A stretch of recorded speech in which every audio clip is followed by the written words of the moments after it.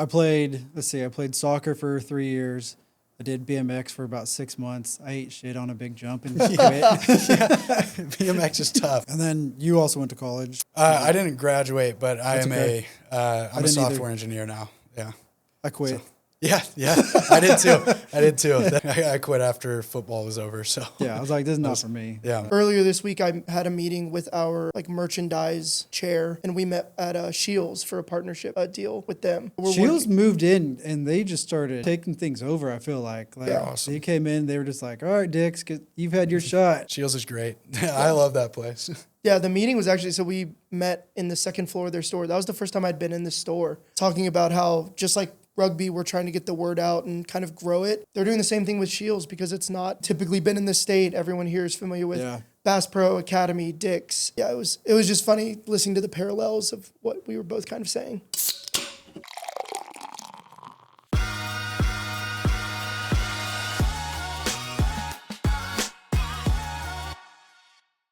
Welcome back to another episode of the Bruising Business Podcast. I'm your host, Braedon Kruse, and this is where expert insights meet those inspiring stories.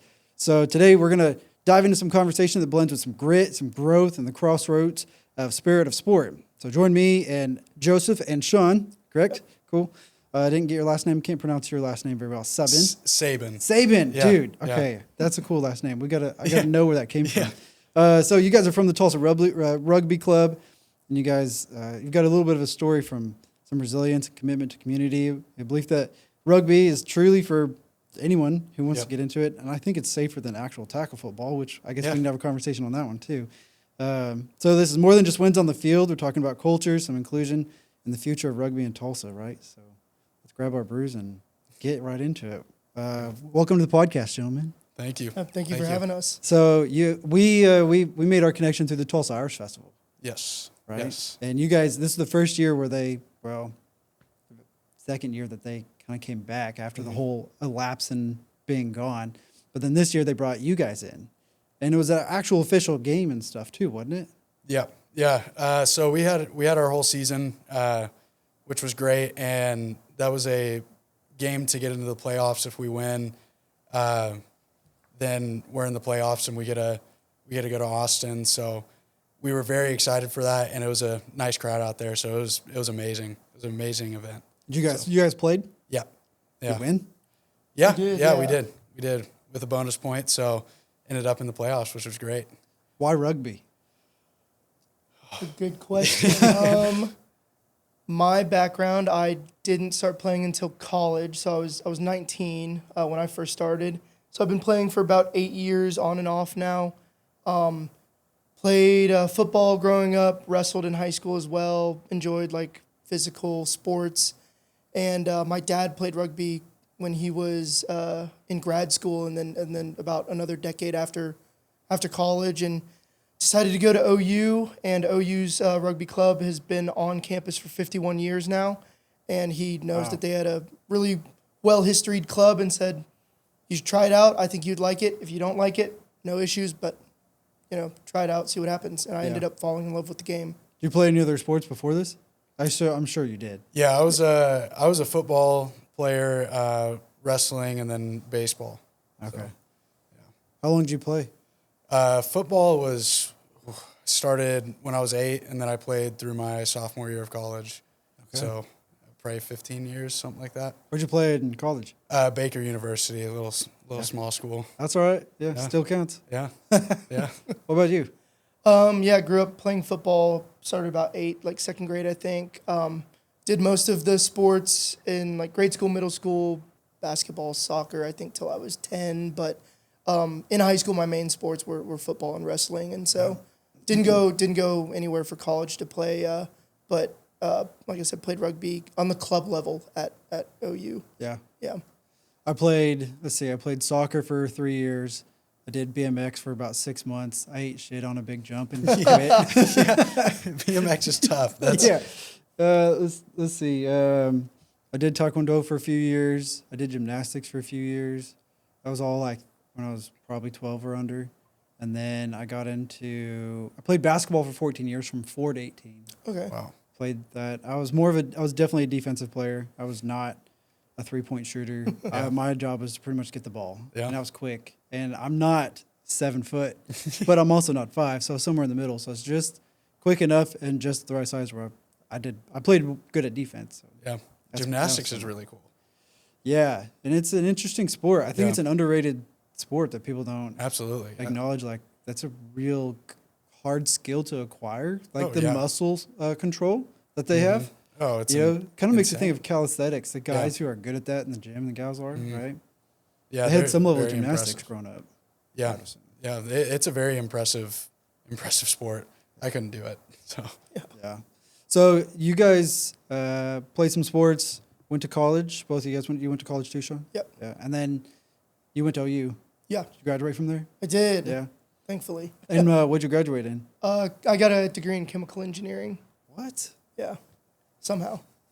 What are you doing with it? Anything? I was recently working for a company that was actually founded out of the Broken Arrow area called Zico. They manufacture. Yeah. Okay, yeah, I don't know. They just opened up another plant, Yep. another facility or something like that. I don't know. Yeah, they expanded on. They had this massive expansion. But I'd been working with them for 2 years. I was working abroad for a little bit with them as well, like summer of 2023 to last summer. Yeah. And then ended up just like based on how things were going, ended up finding another job. So I recently started at Chart Industries, and it's a pretty similar job. They just manufacture a different type of industrial process equipment. So I work as a project manager there. And then you also went to college. I did. And then what'd you get? I didn't graduate, but I That's am okay. I'm a didn't software either. engineer now. Yeah. I quit. Yeah, I did too. That is definitely, yeah, I quit after football was over. So Yeah, I was like, this is not for me. yeah, But yeah, especially in the kind of fields and stuff that I'm in. yeah, Like yeah. I've always been in the whole marketing, business, sales, games, and stuff like that, and none of that I need a 4-year degree for. Yeah. Yeah, it's a good place whenever you want an engineering degree or be a doctor, but I think there's a lot of opportunities without it, so it's nice. What are you doing for work? I'm a software engineer at a little startup company. Nice. So yeah. Well, like, are you writing code and stuff? No, so I'm more of a verification engineer, so I test the chips that my company makes. For what? You gotta elaborate. I can't talk about it too much. They're semiconductors, NDAs. and I'm under an NDA. But yeah, so it's just semiconductors for whether it's a phone or whatever we end up going into, and I test them, make sure that they don't blow up. Hopefully. You do that here? Yeah, I do it. I do it all on a computer. I work from home, so Nice. yeah, Okay. very nice, very nice. It's cool. So you you guys don't have to travel a whole lot, or maybe you do. Not anymore. I used to travel a lot for work, but Yeah. with my new job, not so much. Yeah. Okay, so tell me about the non-alcoholic beer, because I'm starting to slowly get more into those, and Guinness makes a really good non-alcoholic beer. They do, yeah. And some people are like, that's so wrong. I'm like, sometimes I want the taste or whatever. I like the flavor of Guinness, Yeah. but like, I Yeah. don't want the alcohol that comes with it. So Yeah. this is I'm pretty sure they're a local brand. It's called Mood Brew. Not sponsored. But Shout out. yeah, I drink alcohol, but just kind of made a personal decision. Wanted to do 2025 sober. So I drank New Year's Eve, the 31st, and then haven't drank since. And yeah. just to like focus on my health and a few other things. But these are really good. I think a complaint one of my friends has is they have 14 grams of sugar per can. But Okay. pretty low calories. They taste really good. This one's cherry lime fizz and just tastes like a cherry limeade. Is it like a soda? More like on the soda side or more like on the beer texture side? This one's definitely more on the soda side for Okay. sure. Honestly, one of the reasons is there are a lot of like fancy beers out there that I just don't really like the taste of. Yeah. I'm more of when I do drink beer, I'm more of a domestic guy. Like, give me a Bud Light or Really? yeah. I can't, man. No, not unless it's free and I'm already drunk on the river. Yeah, absolutely. That's the Then only I'll way jump you do off a it, Bud cliff Light. and catch a Bud Light on the way down. Yeah, absolutely. Yeah, but we were actually just at a place right around the corner from here, and I had one of the non-alcoholic Guinnesses, and they were really nice, and it tasted, very similar to Very it. similar. Yeah, you're missing just that little twinge, and I think that's probably the alcohol, but Yeah. Guinness 0.0 is all or 0.0 whatever has been the sponsor of the Rugby Six Nations for the last couple of years as well. Yeah. There are a lot of companies that are trying to push those brands out. This is a whole new market. Yeah. It's almost weird. Like sometimes where you're like, no, I'm not gonna have a drink, or I'm not gonna drink at all. Or some people are like, I don't drink. They make it weird. Yeah. Right? Yeah.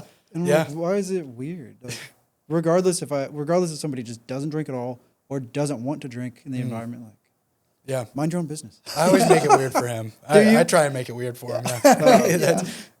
Well, that's good. I encourage like anyone to try to do that for Yeah. a whole year, much less for a week for some people. Yeah.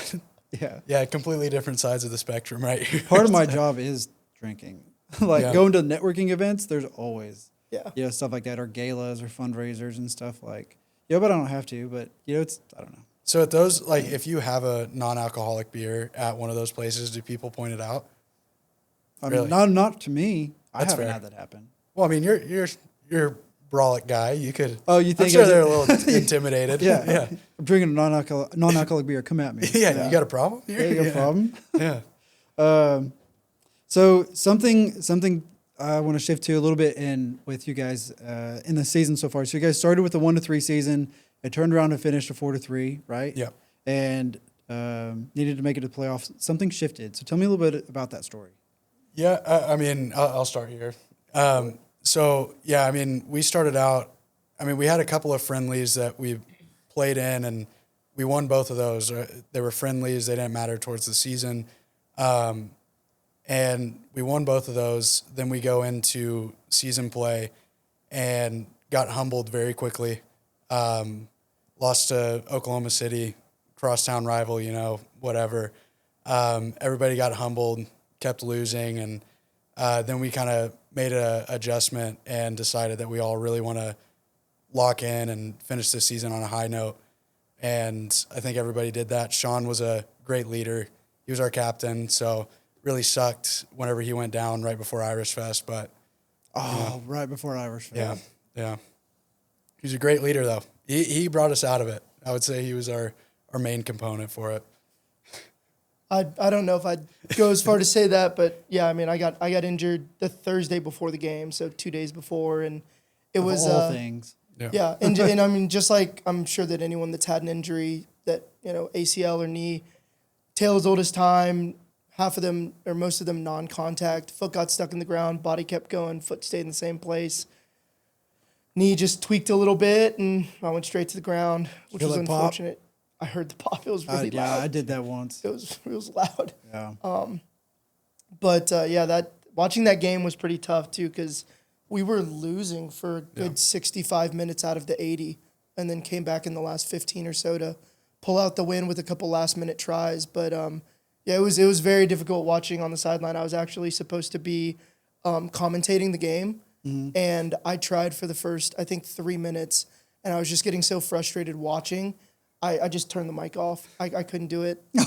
Yeah, my coach looked at me and was like, "What are you doing?" What's the problem? And I was like, I can't do this right now, because I was just getting so invested in the game. I wasn't commentating on the action. I was just yelling at my team to do things better. Yeah.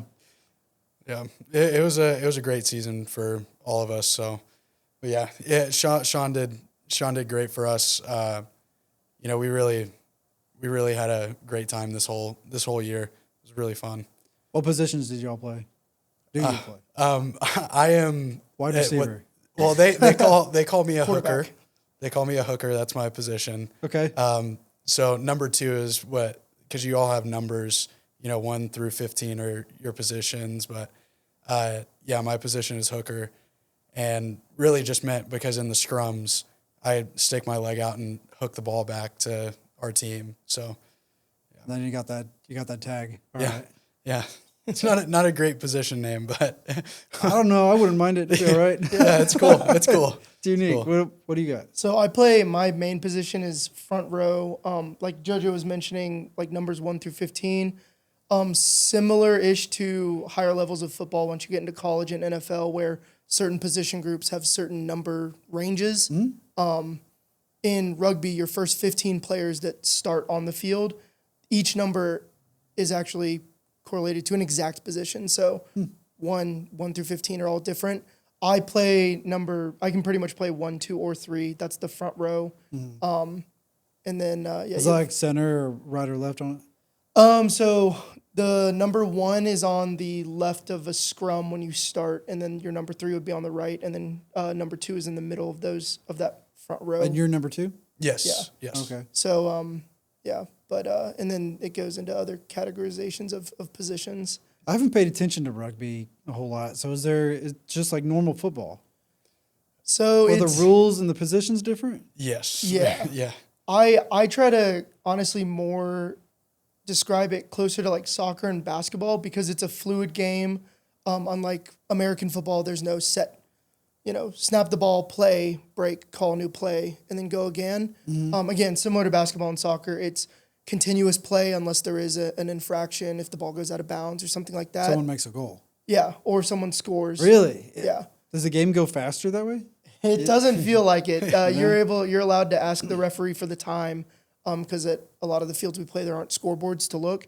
And you'll ask him thinking you're 30 minutes into the game because you're that tired, and he'll say, you're 10 minutes in. Yeah, There have been a lot of times like that, especially when you're wanting the game to end. You're asking, you're up by 1 score. How much time's left? Yeah. You said it was 8 minutes, 10 minutes ago. What's happening? I'm sure you understand it a lot with soccer. I only played for a few years. Okay, but I played basketball 14 years. Yeah, long time. Yeah. My boys are playing soccer now. Gotcha. So it's just like, unless there's an infraction, a foul, or penalty or whatever, then or someone scores, game goes on. Yeah. Exactly. So there's out of bounds and all that kind of stuff too, right? Mm-hmm. There are, There's some fun terminology in rugby. So instead of saying out of bounds, you say into touch. So if the ball rolls out of bounds, you'd say the ball rolled into touch, which is, I'm not really sure the history of that. Okay. I maybe should have looked that up before this, but that's all right. Maybe I could look it up. Yeah. But I guess there are a lot of differences from American football. Some of the major differences are obviously not a lot of protective wear, no pads, no helmet. Some players can choose to wear scrum caps, which are very, very thin and slightly padded on the head, and are actually less for protection against an impact and actually more to protect your ears. So they don't get busted. Yeah. During the scrum, you stick your head between 2 guys' hips, and so an ear can just rip open. That's what they're mainly for. Did you call it a scrum? Scrum cap. Scrum cap. Yep. Yeah, there are some backline players who wear them even though they're not in scrums, but I think that's more just for style. Okay, so I chat GPT'd some terms. Okay. Let's see if you know what they are. Okay. Oh, gosh. Are you ready? Yeah. Okay, try. That's a score. So it's like when it's a touchdown basically. Yeah, a way to score points by grounding the ball in the opponent's end goal area. Mm-hmm. Yeah. Line out. So that's what happens when the ball goes out of bounds, and that's how you restart. So it's basically in basketball, like an inbound. Okay. Yeah. Maul? Oh, those are the best. Yeah. Mauls are interesting to describe. So if the ball carrier goes into contact with a defensive player and remains on his feet, his teammates and other defenders, so offensive and defensive players can then basically pile onto each other and try to drive one way or another. It's kind of like in American football when you see running back gets held up by a defensive back and then the offensive linemen come in and run in and push him another 5 yards and he keeps his feet and then finally goes down. It's kind of it's similar. Yeah, very similar. In football, but it's allowed. So they'll call him to stop after a few yards and be like, all right, you got to quit. But you could just keep going. Yeah, correct. You could have a guy just pick you up and go. Yeah, there's a lot of weird rules surrounding them all for both sides, I guess. Yeah. But what's a sin bin? Sin bin is a yellow or red card, just like soccer. There are certain infractions that you can get. So blood bin? That's if you're bleeding, then you get a blood sub, I believe. Yeah. Yeah. You guys use these terms? Yeah. All of them? Oh, yeah. Okay. A few more. Egg chaser. Is that just off a kick, I assume? Is that a chip and chase? Slang term for a rugby player? Oh, I've never heard that. Never heard that one That's either, good. actually. I like it. Spear tackle? So that should be an illegal tackle. In rugby, there are a couple rules surrounding the tackle, like how football's moving towards safer tackling, especially at the NFL and collegiate levels. Yeah. You can't spear someone. You have to show an attempt to wrap your arms around them in the tackle. Otherwise, it'd be a penalty or a yellow card. Okay. I'm learning some stuff today. Yeah. It's also very interesting, like with the tackles now, especially, in football, you can't go to the head at all. In rugby, I believe they just implemented a new law this year. It's sternum and below. So if you go shoulders up while you're tackling, you Pop can a get collarbone up. Yeah. I mean, you can get called and get put in the sin bin for a yellow for, I think it's 10 minutes. So In soccer, I've noticed over the last few years they've started to be a lot more strict on head balls. Just tapping it with your head, they'll give it to the other team if you headbutt it or touches your head at all. Yeah. Oh, really? Because minor concussions will happen. Yeah. Yeah. Depending on how hard the ball and wherever it comes from, and That's interesting. I don't watch much soccer, but me neither. it's an interesting sport. Yeah. unless it's my boys. I Yeah. watch them. Yeah. How many do you have? Well, I have two boys and then a 2-year-old daughter. That's awesome. Yeah. I bet that's a lot of fun. I love it. You've seen Dylan, Step Brothers? Yeah. Yeah. It's My boys are Dale and Brennan. That's Because my awesome. wife and I were we each had a previous. So Okay. one's hers, one's mine. Then we have ours. That's So awesome. They are Dale and Brennan. That's awesome. That is We'll play awesome. karate in the garage. Yeah. Don't touch my drum set. How old are they? They're 6 months apart to the day. Oh, wow. 11 and 10. Okay. That's super cool. Yeah. So they do everything together then. And they don't want to do everything. Yeah. They're like brothers. Yeah. So I grew up I have a bunch of siblings. I'm the oldest of 5. And I've got a couple brothers, and my wife's the youngest of 3. And so different perspectives. And so the boys will do stuff, and she's like, upset by it or bothered by it or concerned about their mental health or their relationship. I'm like, they're going to kick each other's ass. And then they're going to be fine in a couple hours. So just make sure they don't bleed or break anything. Like they're boys. They're good. Yeah, that's how it goes. What are y'all's goals heading into the 7th season, and how is it different coming from the 15s? So typically my position especially wouldn't be a sevens player. I guess it's a faster paced game, half the number of people on the field for each team because it's 7-on-7.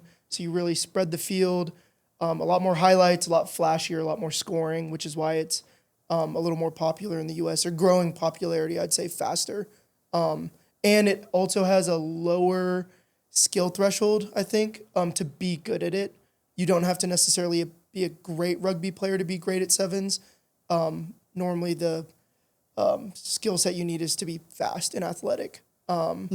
So, I mean, we're going to be competing in the men's open level in TOLA, which is Texas, Oklahoma, Louisiana, Arkansas rugby. I don't actually know the distinction between TOLA and the conference we play in for 15s, which is the TRU, Texas Rugby Union. But there are a number of qualifying tournaments throughout the summer, and then there will be a final TOLA championship tournament in Shreveport. And after that, based on number of points, based on what places you finished in some of those qualifying tournaments, you would qualify for the national tournament, which is going to be in Wisconsin in August, first or second week of August. You don't travel too much for work. You travel more for rugby. Absolutely. Yeah, we do a lot of trips to Dallas. Little Rock's a good almost 5-hour drive, 5-hour drive. And then, we went down to Austin, which is a pretty far drive. It was 8 or 9 hours. Yeah. Once you get stuck in Dallas traffic and Waco traffic. That's the great part about rugby though, is you can go anywhere and find a team or whatever you want. Like if I were to move to, Sean did it whenever he was out in Saudi and was able to find a team out there. So it's very cool to be a part of the culture where you can always find a team and friends wherever you're at. Yeah. What are some of the key areas you guys are focusing on for growth, like players or resources or community partnerships? Is there anything you guys like as a team or you guys are trying to work on doing better at or more of? Or? Yeah, all of the above. Honestly, we similar to Irish Fest, we haven't really been a competitive team since 2019 or 2020, and even before that, they were really struggling as a team leading into that. And then COVID just kind of knocked them out, just the final kick to the bucket. So we're kind of starting from scratch. This season was, I wouldn't say like a trial run, but it was, we were picking up the pieces and it There was a lot of growing pains, and I think there are going to be a lot of growing pains for another year or two, but we're really focusing on recruiting players. I think the number of active players you have on a team is a big part of it. The golden number for practices is 30, so that you can do 15 on 15 in practice if you wanted to. It's a good sized team though for like almost a rec league. Yeah, exactly. Yeah, and it's hard to keep that with people who are especially out of college playing. Yeah, and they have kids and jobs and right. Yeah, life definitely gets in the way for a lot of the guys. There are some people who can show up once a week for our 2 weekly trainings. There are some people who can show up once every 3 weeks, and they do what they can because they've got kids. I don't. They've got other things going on that I don't. So but we always try to make sure everyone's involved as much as they can be, or as much as they want to be, as well as just making sure everyone feels welcome. Again, whether they can be like a cornerstone member of the team or someone that can come in and out as they please. Yeah, absolutely. Yeah. Have you guys ever been shortchanged at an actual game where you didn't have enough players? I mean, almost really close. This year, whenever we went to Little Rock, and then we went to Texas the next week, but we go to Little Rock and you have 15 players that start, and you usually bring 23 total so that you can have subs and all that. We went there with 16. That was very tough. I think everybody played full 80s, which is just playing the full 80 minutes. That is a very tough thing to do. But that was the where you're just running straight almost the whole time. Yeah, and getting hit by some big boys. Doesn't feel too good. But that was the closest that we've come to being shortchanged for a match. But somehow we won that one too. That was a big turnaround for our season. Yeah. I think that match was a huge turning point. That's the second time in my 8-year career, so I've gone to a match with 16. It's pretty rough. So similar in soccer, once you're subbed off the field for another player, you're not allowed back on unless it was for blood time to stop some bleeding and then go back on. And so you are allowed to bring up to 8 subs with you, and they're called impact players a lot of the time. There's a lot of different names for them, but I mean they're there to make an impact. They're there to go in with 30 minutes left and be the fresh legs on the field, and we just obviously didn't have that because we had one additional player, and it was a dogfight. We scored in pretty much the last minute of the game to win, and again, just doing that on a long travel game with 16 players, I think really brought everyone together, and we kind of realized this is something we can do, and we can finish out the season well. My boys that play soccer, the whole team plays, and they maybe sub out 1 or 2 kids. Pretty small team, and every other team that they've played so far this year has almost swapped out the entire team, at least twice, right? Oh, and so they get their butts whooped the second half. They have a hard time keeping up. They're just worn out. A couple of them, including my boys, they're not very athletic. I don't know. They didn't get that from my side of the family. But that's tough when you don't have the team enough players to keep up. Because so other issues. You guys have a women's side of the stuff too, right? Women play rugby. Yes. Yeah. It's fun to watch, especially the professional levels. Our coach was she was a USA Eagle, so it's very impressive. Are they tougher? I could argue they're tougher than I am, to be honest. I think so. Yeah. Yeah, the U.S. Women's 15s team actually just had a match up in Kansas City last weekend against Canada. It was almost a sold-out stadium, but it was a record attendance in the U.S. for a women's rugby game. It was 10,500 people. Attendance? Yeah. Wow. I know, yeah. I think we had 6 or 7 of our women's team members go up to that game. That's cool. Yeah. Okay. Yeah. Do you think it's gaining more traction than some other sports, in your opinion? Do you think you're... For me, at least, I think Alona Maher, I don't know if you've heard of her, but she did a great thing for USA Rugby this past Olympics. She was amazing in sevens, and I think a lot of people in the U.S. this last Olympics started to realize what rugby is and kind of enjoy watching it. So I think it is growing at a pretty quick pace now. I mean, after a big game or something, we'll see, 3, 4 people come out to training and be like, oh, I want to try this out or whatever. But I think it's growing for sure. I think everybody would like to see it grow more, especially 15s, because nobody wants to deal with the pretty boys in 7s. Cause What? Yeah, they're all too fast and all that. But no, 15s is a great sport, but 7s is definitely catching a lot more traction right now. So it's cool to see. You guys still play on 100-yard fields? So it's 100 meters, so it's a little bit, I think a meter's 10% longer than a yard. Is it? So, yeah, I think from, like, goal line to goal line is 110 yards. Oh, okay. Yeah. Not but, a big essentially, difference. yeah. It's much wider, though, than a football field. Really? There are ranges, which is kind of weird for a rugby field, but I think your typical width is, like, 65 meters, 68 meters, so 77 yards, something like that. So outside of just playing rugby, do you guys like operate the club at all on any level, or help manage it, or? I feel kind of like admin roles here and there.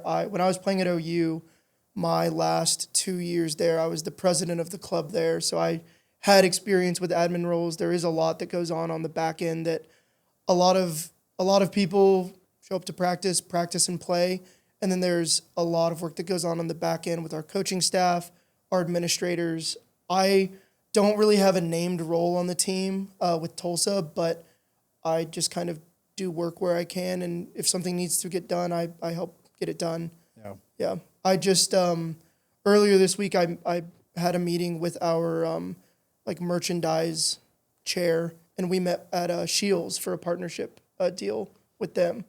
That's cool. Yeah, so we're Shields moved in and they just started Yeah. taking things over. I feel like Awesome. They came in, they were just like, "All right, Dix, you've had your shot." Yeah. Shields is great. I love that place. Yeah, the meeting was actually, so we met in the second floor of their store. That was the first time I'd been in the store. Massive. Yeah, I never. Oh my God. Yeah, first time I went in was right before Christmas. Worst idea ever. Going to the mall right before Christmas just sounds like a a bad idea. horrible experience. But yeah, no, the meeting was really interesting. It was kind of funny listening to their, I don't know her exact title, she's a marketing director or something, talking about how just like rugby, we're trying to get the word out and kind of grow it. They're doing the same thing with Shields because it's not typically been in the state. Everyone here is familiar with Bass Pro Academy, Dix, and it was just funny listening to the parallels of what we were both kind of saying. Yeah, and even like Academy, Bass Pro, and Dix, like I don't see them as many places as I do Shields. I don't see them anywhere actually outside of their own stores, you know. But like Shields they bought part of the soccer fields that just got remodeled out in Jinx. So I knew the guys who bought it, remodeled it, and then sold it to Shields or whatever. And then Shields is like, they did like their grand opening was huge, was bigger than any of the other ones that I've ever heard of, like doing something similar. Yeah. They sponsor a lot. They do some radio advertising. Like they're doing a lot. And even like some of the schools, like they're getting involved with in discounting or donating stuff to some of the sports programs there at the like local high schools and stuff. Yeah. So just try to get more involved, but. Yeah, that's another thing she was mentioning. So her, I think, direct role, she's really focused on like the youth and high school level of sports. And that was a big part of this partnership was obviously we have people that have gone to most of the major high schools around Tulsa, but I've been out of high school for 7 or 8 years now. I don't have super close relationships with many people that work there. And she said Shields could help us get in with athletic directors or coaches once people either, I'm not sure about starting programs at high schools would be kind of difficult right now, but even just once graduating seniors, guys that maybe either go to ORU, TU, Tulsa Community College looking for something to do. And then she also mentioned doing some youth clinics and things like that. So I was going to mention your boys should come out for a rugby youth clinic if we did it. Yeah. And if it was with Shields, it'd probably be at those fields in Jinx. Yeah, are you guys playing over the summer? Are you guys doing any activities or anything like that, or programs, or? I don't know for sure this summer, but I think this might be a big planning period for us. And then Yeah. we might really start kicking things off starting like August or September or so. I always get my boys involved in something over the summer, like or a couple things. Like, yeah, you're going to do a couple camps. Maybe one of those be a physical activity. The other one be like a mental activity, like some STEM camp thing where you build a robot or whatever, right? Or awesome. do some science experiment. So, and then the other one would be like, all right, you're going to go play this sport for a week, and they're going to do a camp, and it's from 7 a.m. to noon, or you know. Yeah. Very cool. Yeah. So, how do you guys get engaged? Okay, so elaborating a little bit more on like getting engaged with the community off the field. Is there any other ways that you guys like to do that as a team or individually?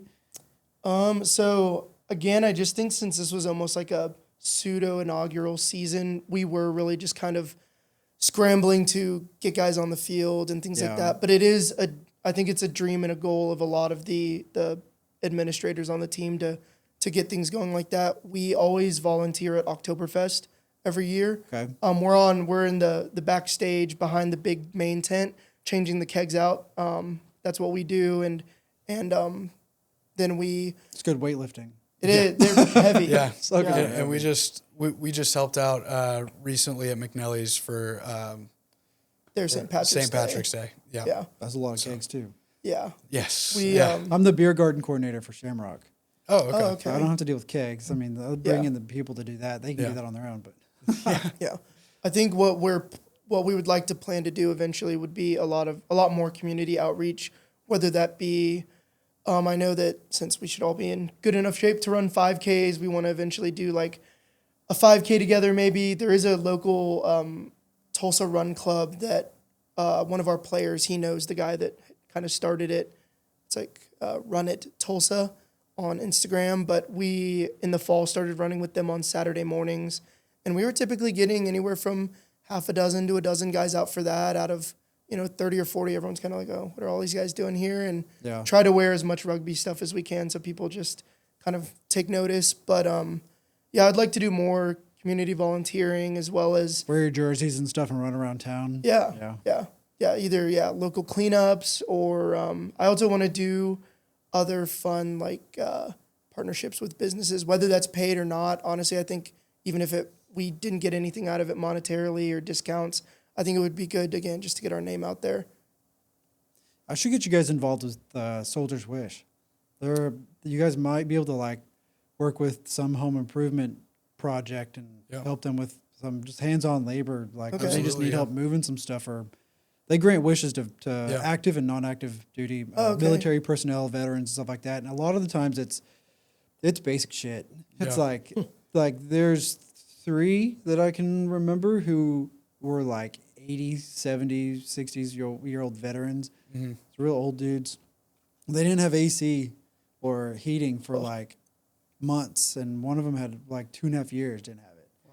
Or like not running water or backed up septic systems and stuff. So like some of that stuff is just like basic necessities. And then there's some others where it's like, I don't have the money to repair my car to get to work and back.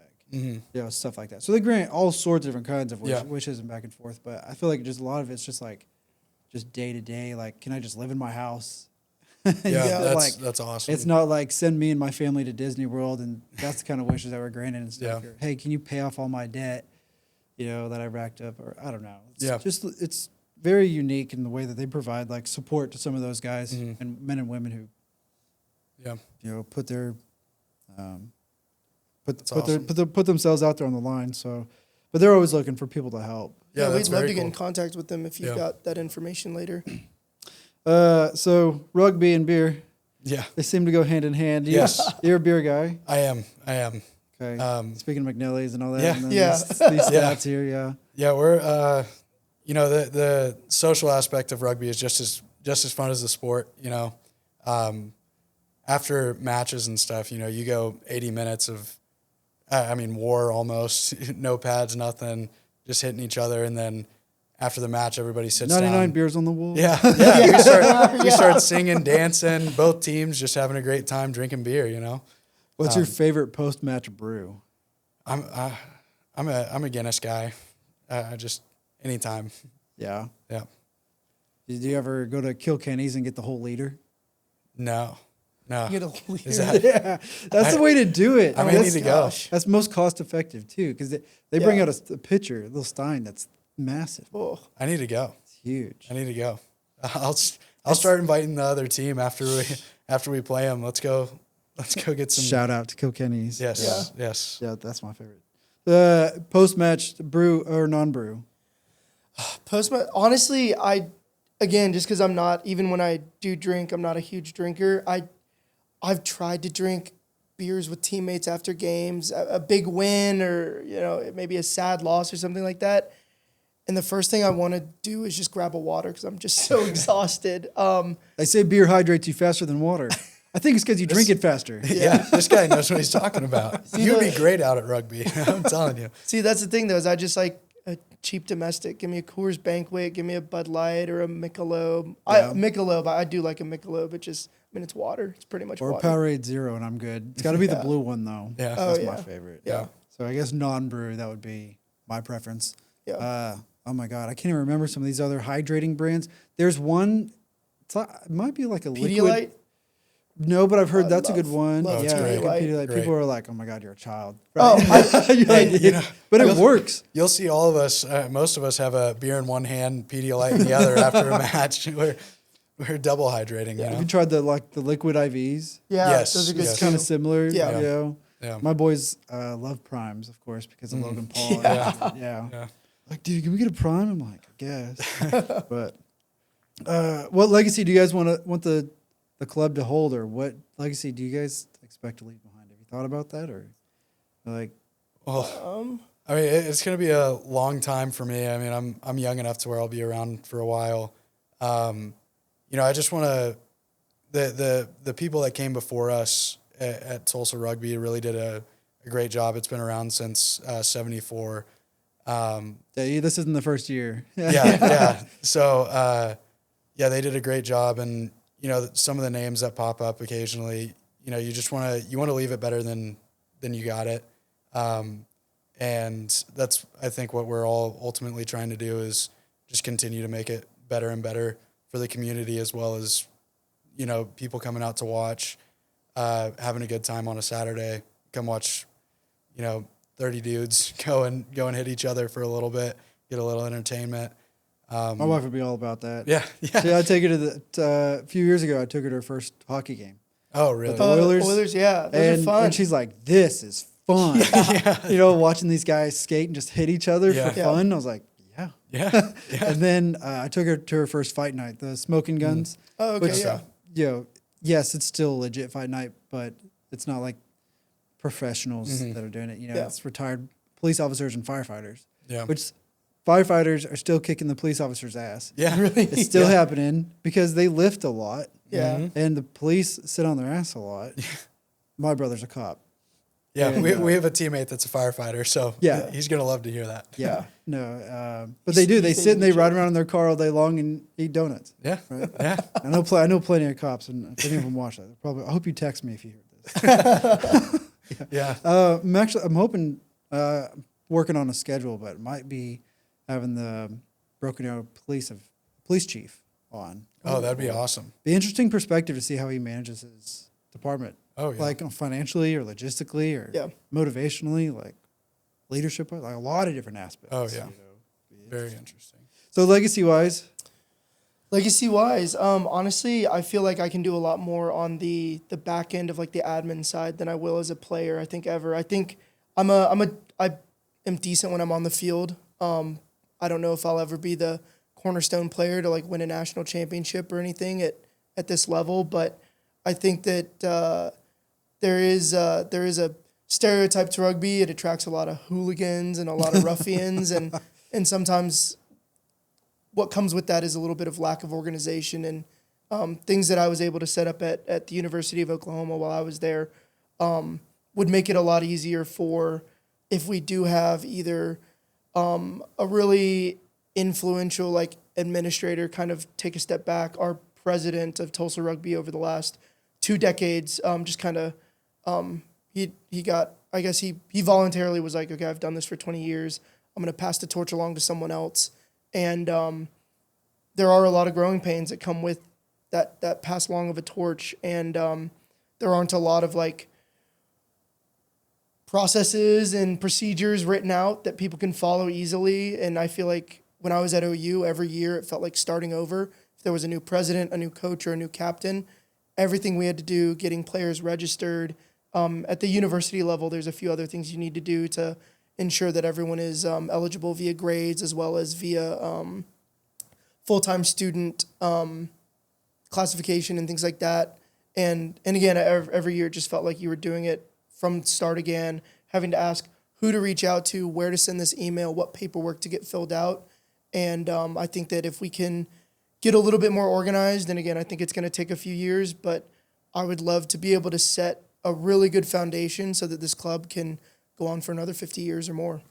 I'm glad you highlighted a little bit of the importance of all that. Policy, process, procedures, SOPs, whatever you want to call them, you know.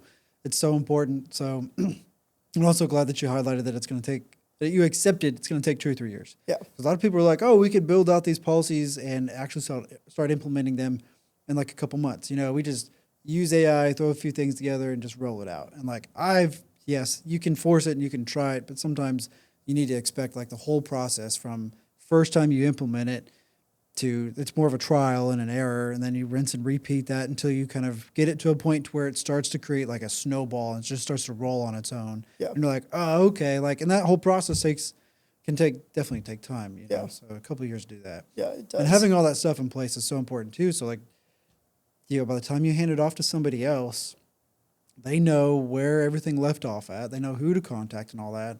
So there was a guy named Big Ray in BA, and he was a beer garden coordinator for Shamrock for a long time. And all this stuff, and same thing with me in business, and what I'm going through is policy, process, procedures, and documentation, and getting everyone on the same page of this is how we do things. And each department can function a little bit different too. But like with Big Ray, like he was running the beer garden all by himself. Everything is in his head, just like everything was in my head here. And so I was like, we have to get this out of your head, and we have to get this onto a piece of paper, and we have to document it in a way to where everyone knows, whoever is managing it or doing it can understand, like, okay, this is who I contact when, where, why. This is the timeline of things, of tasks that have to be done. So then when the day comes of the activity, of the event, then it's just smooth sailing. So when I went through all the steps with him and I just kind of followed along, I was like, wow, you've really like made this super easy. And he even kept some documentation and stuff along the way. So when I picked it up after him, it was like, I really don't have to do much. It was so nice. And I highlighted this to the executive person that's managing it all. And I'm like, you have to get everybody, all the vendor coordinator, the entertainment person, the VIP person, et cetera. You have to get all these people on board to where they're like starting to document what they're doing and actually put that pen to paper and all their contacts that they work with to get that job done, and et cetera, so that, God forbid, something happens to them, they get wiped off the face of the planet, or they just decide to quit for whatever reason, or you fire them. You can hand that documentation off to somebody else, and it's smooth sailing, right? Yeah. Yeah. I think, fortunately, I do that a lot in my job, project management and project engineering. Oh, you get it.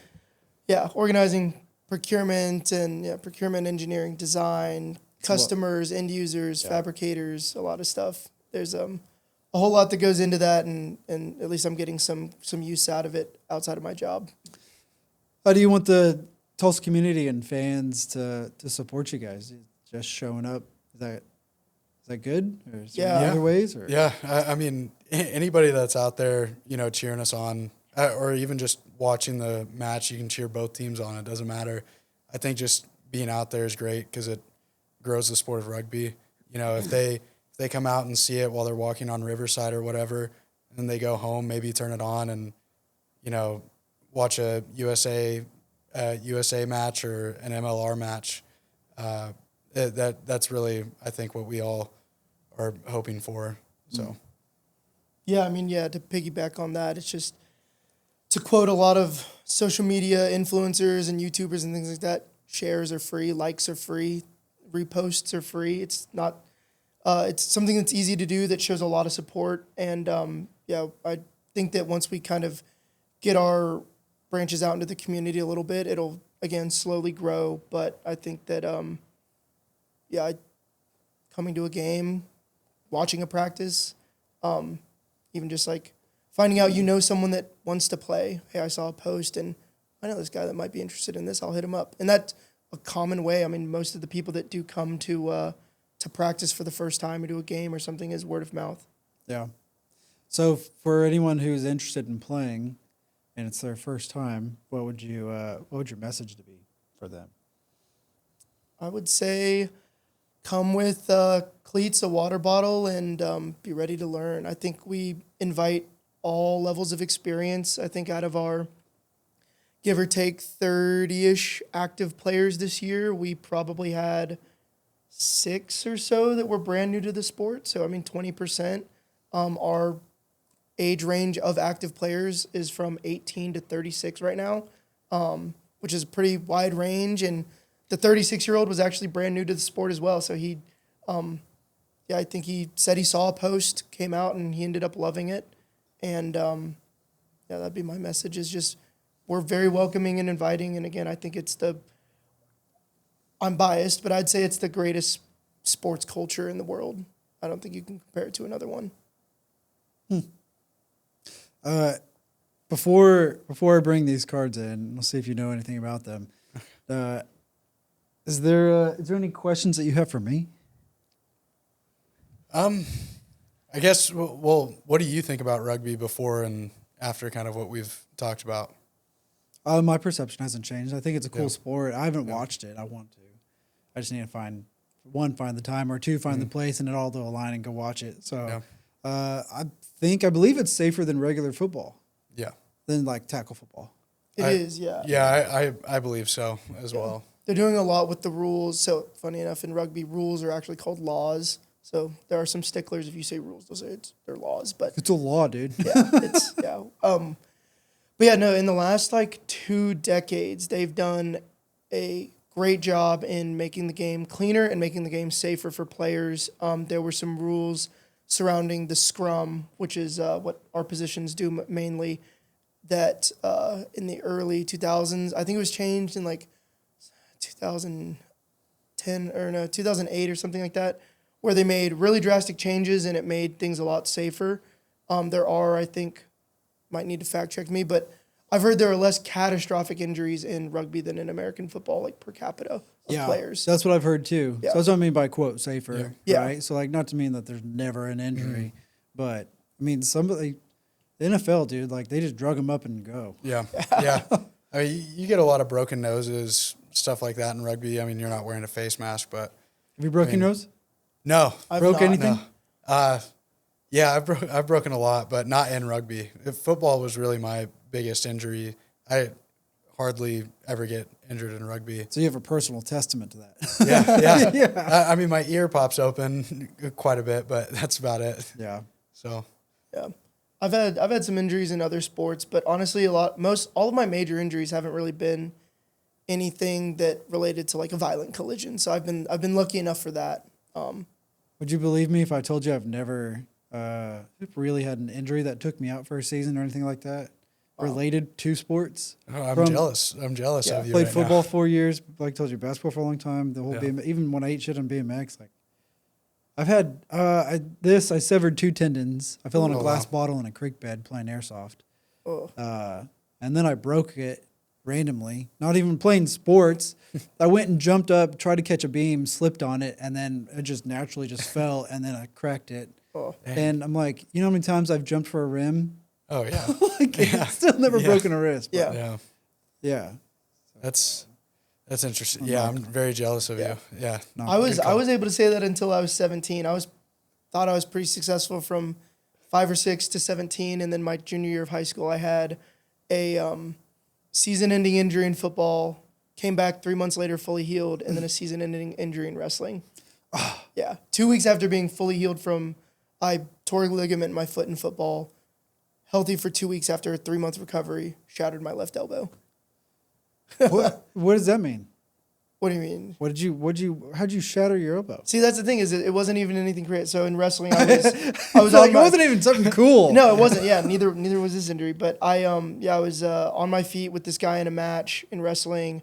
We go towards the ground, stick my arm out to catch myself, and bam. hyperextended, and then hit back, and then I think the top whatever the top bone in my elbow was just kind of went. Wild. Yeah. You still have parts of your elbow? Yeah, I mean, I'm able to move it. I can't lock it out fully. I don't know if you can tell. There's a little bit of a difference from my right arm. Oh, barely, maybe. Yeah.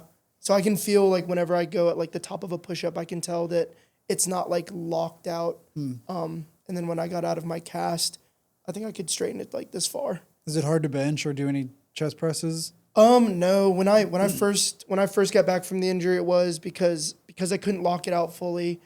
When I'd be at the top of a bench press, like this arm's resting because I'm locked out and this arm wasn't. They're like, lock it out, man. You're like, I can't. Yeah. But no, I mean now there's no issues, no complications. Yeah. Yeah. Huh. Okay, have you guys seen The Diary of a CEO? I have not. Okay, this is one of my favorite podcasts. Okay. And this podcast, I believe he's out in somewhere in Europe. I can't remember, but he interviews a lot of really cool CEOs, entrepreneurs, business people, stuff like that, different professionals in all sorts of different fields. But what he's done is he's taken some of his podcast guests and had them write down questions that they would want to ask somebody else, and so wrote them down and created a deck of cards from it. So a lot of times on his podcast, they try to create some true human connection and kind of like empower that opportunity, which I love on Bruising Business is like, let's talk some real shit. Yeah. When it happens. So, and sometimes these cards are cool, and I don't know what any one of these cards hold, and they're all new. So we haven't cycled through them all yet. Okay. So, All right. you can read it, All right. and whoever wants to go. What is one mistake that you have made that you have been scared to address or reconsider? I think. Yeah, I mean, I could kind of go into it. I guess, sports for me were pretty tough, especially with football. Getting injured a lot, and I think one of my biggest mistakes was just never buying completely into to myself and putting everything into to myself before I got out of school. I don't think I necessarily totally invested in myself until I was out, started working and doing other things. So, Yeah, I can somewhat relate to that. Mhm. Yeah, I get that. At this point, I would say that I'd be able to answer this question a little bit better, probably like a couple years ago, at least a couple years ago. It'd be more on a personal level with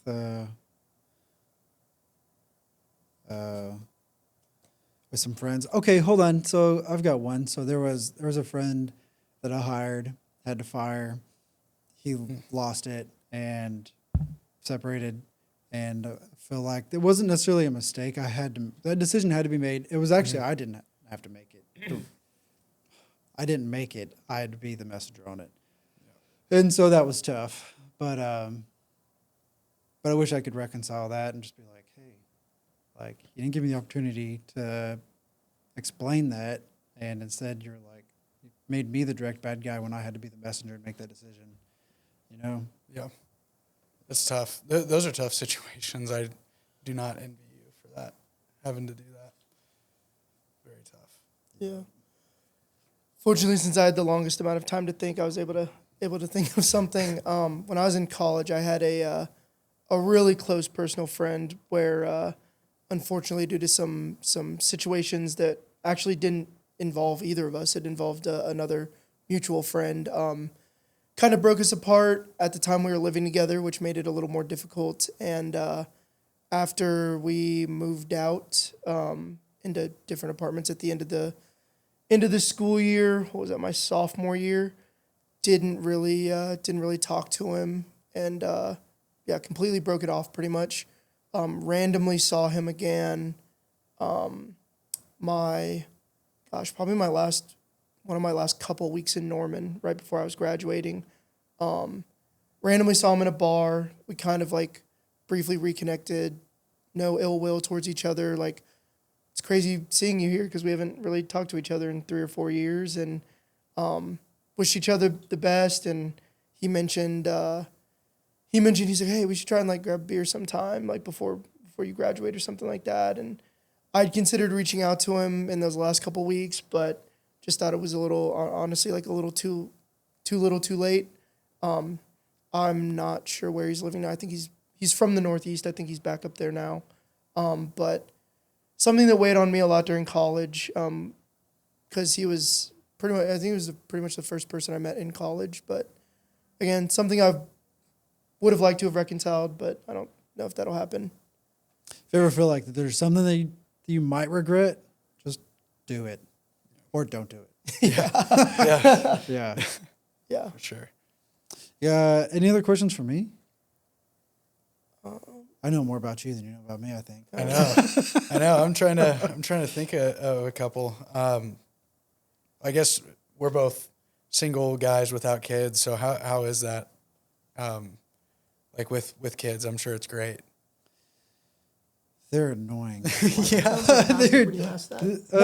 wasn't trying to be sarcastic. Sorry. I love my boys. They're middle schoolers. They're preteens and stuff. So they're in that state right now. But I'm also acknowledging that I'm missing out on time with them because here over the next 3 to 5 years, I'm going to lose them.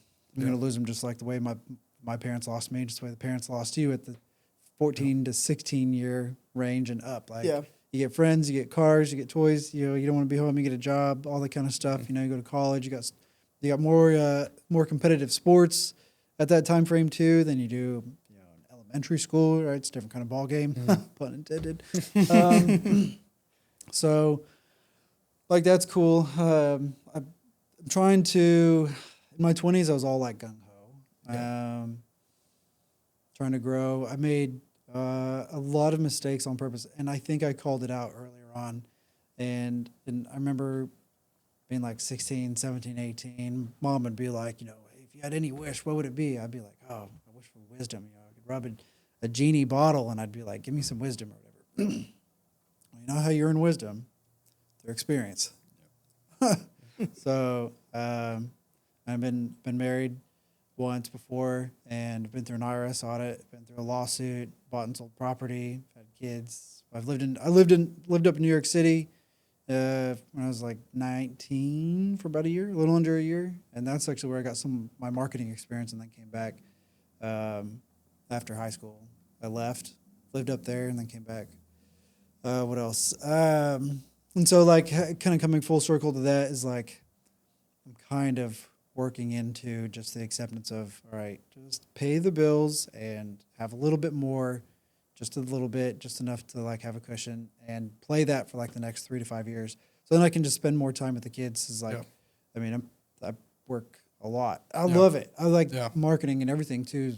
Business and stuff is just a passion, and connecting with people and stuff like that. So, but it's definitely, I'm seeing kind of going back to that question that we asked about reconciling, and where I mentioned the word regret and stuff. And so I don't want to miss out on more opportunities with my boys that I already have over the last 3 to 5 years. I go back and look at pictures and stuff of them 3 to 5 years ago, and I'm like, God, you were just so little, because 5 years ago you were 5, 3 years ago you were 8, and now you're 11 and almost halfway to being a man, sort of thing. So it's really weird, and it's really hit me at home. So I'm trying to balance this year going into next year. I'm really trying to balance out and just not be so pressured, and just tell a lot of things no.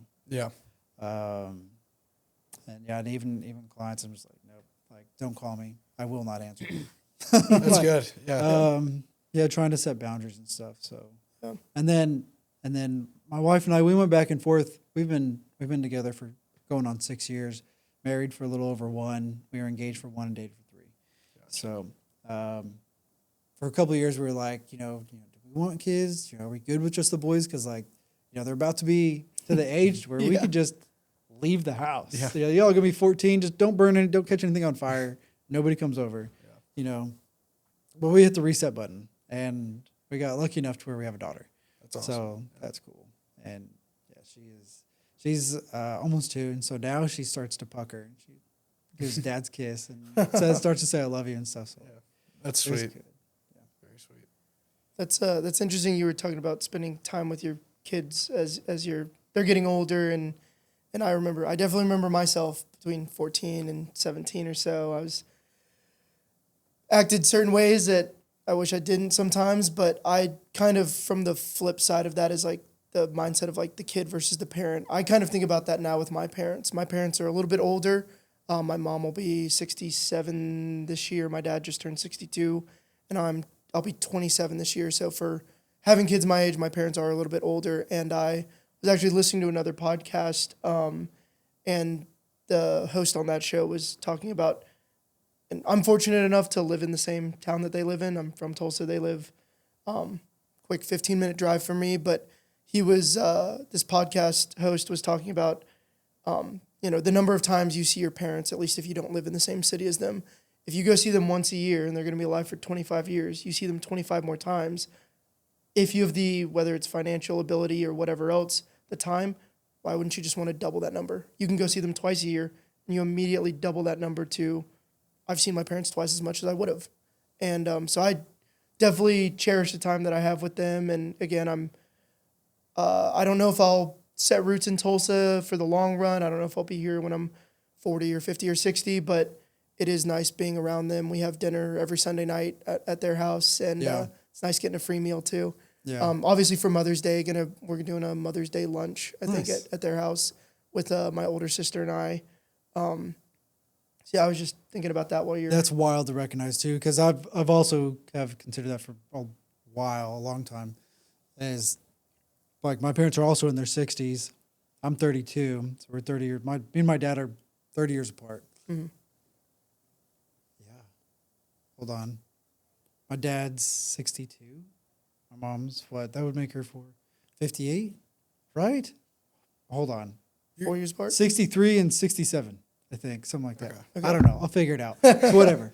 So, but yeah. So like, let's say they're in their 60s and they only have 20 years, expectancy, or whatever. So let's say 20 years. So if I see them once a year, they're not here, and in Oklahoma. So yeah. So 20 events. If I see them once a Christmas, that's 20 times. Like, what would I do?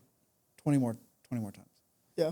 Or there's 20 things I would do. I mean, I could easily just start going down the list. Like, oh, I'd like to go on take my mom out on a date once and just like talk to her about her life and stuff. And then I'd want to go golf with my dad, and then I'd want to go fishing with him, and then we need to go camping, and then whatever, you know what I mean? Like you could easily just start.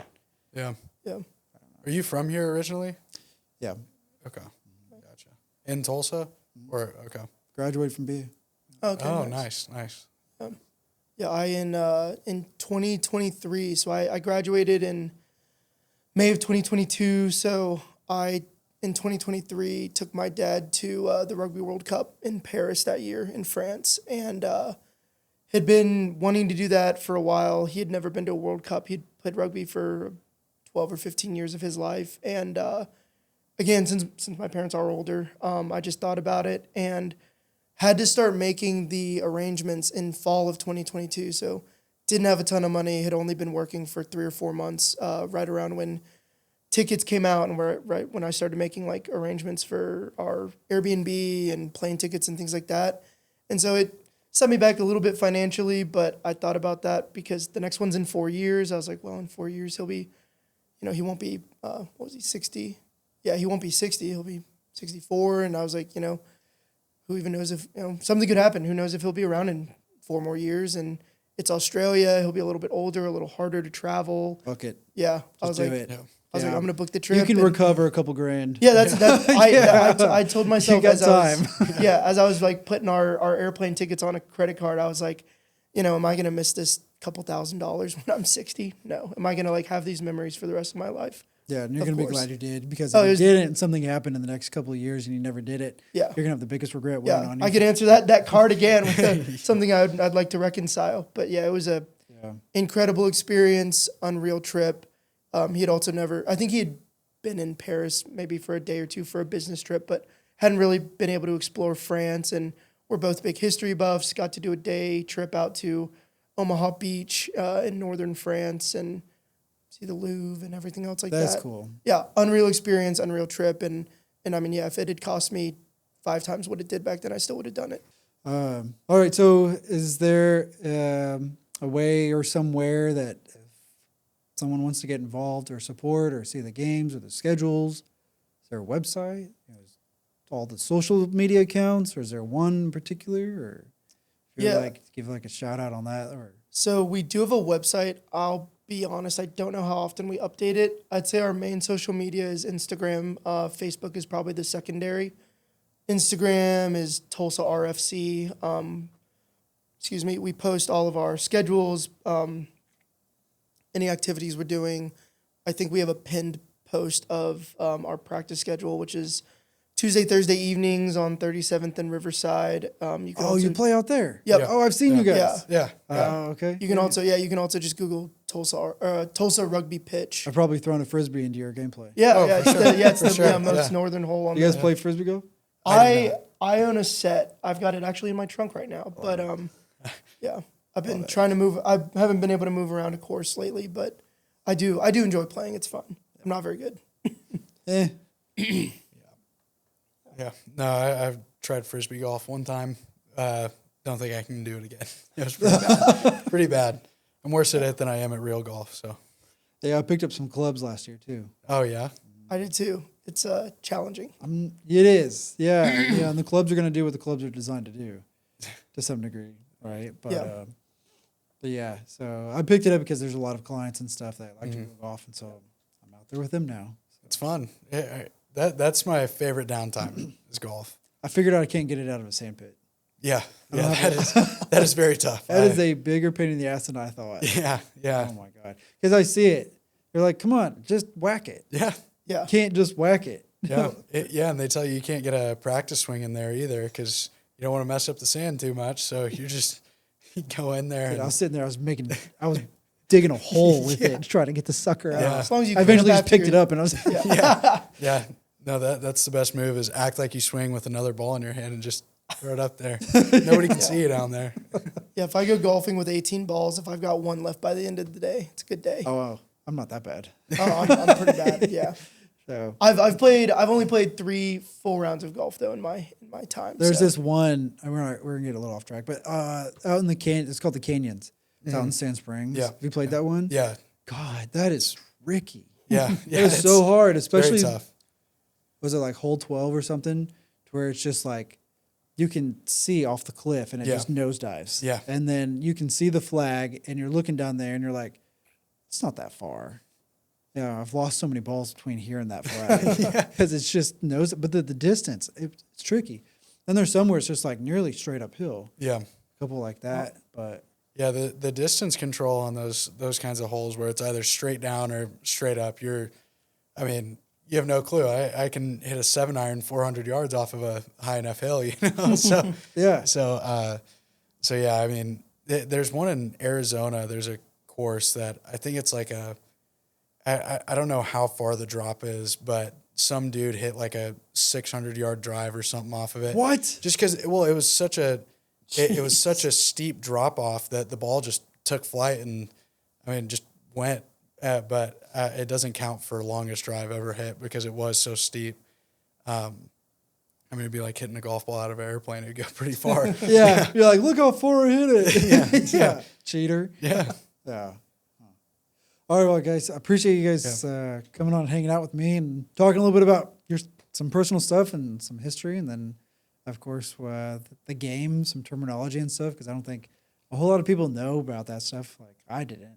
How it worked and some of the little quirky terms and stuff like that's cool. And just kind of highlighting some fields of the game and some of you guys. So it was cool. Yeah. I appreciate you letting us come out here. It's been fun. And if we want to go watch you guys play, or if you want to join, just hit you up on Instagram. Yep. Yes. Yep. And you guys play it on Riverside. Yes. Yep. 37th and Riverside. I'll have to join. Yeah. Yeah. All right. You can come out next Tuesday. Yeah. Well, that's a wrap, you guys. Appreciate you joining in, and let's go watch some rugby football.